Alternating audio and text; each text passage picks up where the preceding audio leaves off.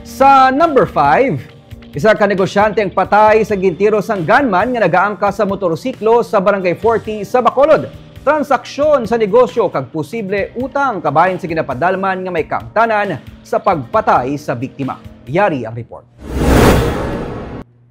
Kakulba kagasta karon hindi pa makapati ang mga himata kag pati na mga empleyado sa negosyante nga si Michael Garcia sa natabong nga pagtiro kag pagpatay sa iya sa sulod sang ginaarkilahan nga commercial building sa Barangay 40 sa Bacolod kahapon. Ginpahayag sang tiyo sang biktima nga si Benji Parar, wala sila sang ihibalo kung may nakaaway si Garcia kag kung bala may kangtanan sa negosyo ang pagpatay sa iya. Pero nanindugan siya nga nangin maayo ang pagdumala sang biktima sa mga negosyo kag pati na sa tanan nga mga empleyado. Kabahin sa mga napatukod nga negosyo sang biktima ang computer shop, mga payment centers kag nagapangontrata man ini sa pagpatindog sa mga internet tower sa pila ka mga lugar sa probinsya. Ano ang mga pangabay na punta nga kung daw may mga taga-anesthesia man kami kami sa tawag nga kung anong kasalanan nila.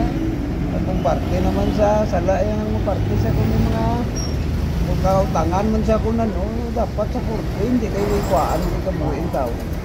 Mula na tanin. Nagwa sa investigasyon sang katapos ang Police Station 6 nga posible kilala sang biktima ang nakapalagyong nga gunman nga nagaangka sa motorsiklo. Ginsilin ni Station Commander Police Captain Peter John Ramos nga mahimo may kangtanan sa negosyo kag posible utang ang pilalang sa mga motibo nga ila ginapadalman. Ito sa business nga interest, ginatang-apan na natin as well as nag-correlate kita din, nag-interview kita kag pangita kita sa extract kita sa information sa pamilya. At least makita natin kung ano magiging pinaka-dalumon sa motibo. Malalapit lang sa police station ang natabuan sang krimen. Patag ni Ramos, giliyon sila nga nakaresponde pero madasig nga nakapalagyong mga suspect nga nagaangkasanay sa motorsiklo. Madali siya ang pag-response sa aton, upon sa inform sa aton. Pero kung basahon mo ang pag-execute sa mga suspect, almost a minute lang, 1 minute, mga seconds na ganit dasig.